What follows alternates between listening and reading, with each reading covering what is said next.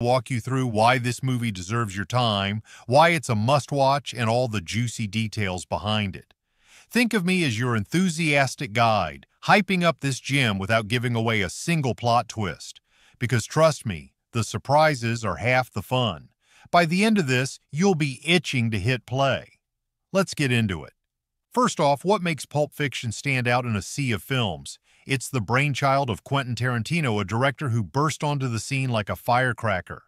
Tarantino wasn't some Hollywood insider. He was a video store clerk with a passion for movies that seeped into every frame of this project. He wrote and directed Pulp Fiction, pouring his love for grindhouse films, B-movies, and pop culture into a script that's sharp, witty, and utterly unique. This was only his second feature film after Reservoir Dogs in 1992, but it catapulted him to superstar status.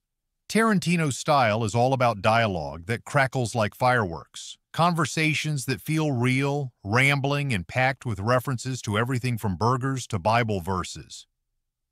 If you love films where characters talk as much as they act, this is your jam. And why should you watch it? Because it shows how one guy's obsession with cinema can create something that feels fresh even decades later. It's inspiring, especially if you're into storytelling or dreaming of making your own films. Now let's talk about the cast because, oh boy, this ensemble is a dream team. Leading the pack is John Travolta as Vincent Vega, a hitman who's cool under pressure but has this laid-back vibe that makes him unforgettable.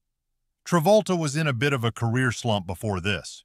Remember, he was the king of the 70s with Saturday Night Fever and Grease, but the 80s and early 90s weren't as kind. Tarantino handpicked him, and it revived Travolta's career overnight. Then there's Samuel L. Jackson as Jules Winfield, Vincent's partner. Jackson brings this intense energy, delivering lines with a charisma that's magnetic. This role really put him on the map as a powerhouse actor. Before this, he had supporting parts, but Pulp Fiction showcased his talent in a way that led to his iconic status today. Uma Thurman plays Mia Wallace, the wife of a crime boss, and her performance is electric, mysterious, alluring, and full of that Tarantino flair.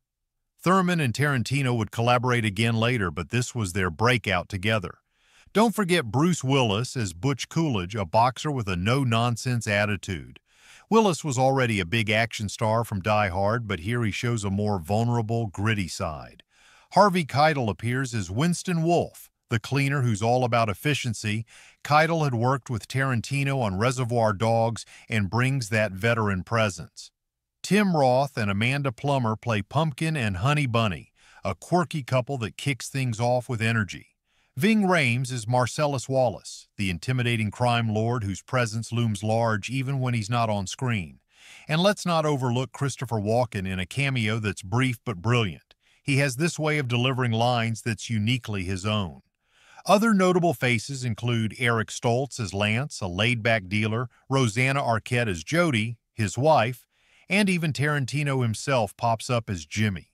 The casting was spot on because Tarantino wrote roles with specific actors in mind, and it paid off. Watching these stars bounce off each other is like seeing a masterclass in acting. If you're a fan of any of these performers, this movie is a showcase of their best work, and it's why you should watch. It reminds you how great chemistry can elevate a film from good to legendary. Behind the camera, the production details are fascinating.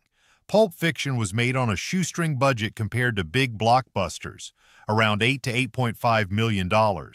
Most of that went to the cast salaries, with Travolta getting about $100,000, Jackson around $150,000, and Thurman $300,000.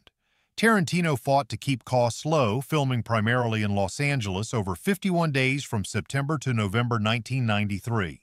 They used real locations like the Hawthorne Grill for key scenes, which was a Denny's stand-in, and Jackrabbit Slim's, a fictional 50s diner built on a soundstage with nods to old Hollywood.